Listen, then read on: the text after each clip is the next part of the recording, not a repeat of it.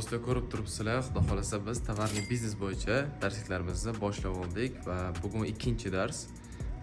Yana 5 ta darsimiz qolgan va bir kun bozorga chiqamiz. Toplam chiqishimiz kerak.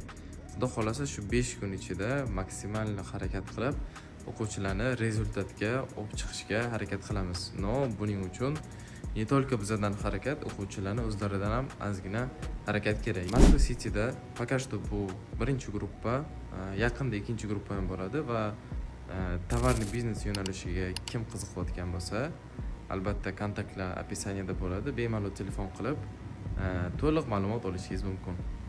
Shu atmosferada xudo xolasa darslarni o'tamiz.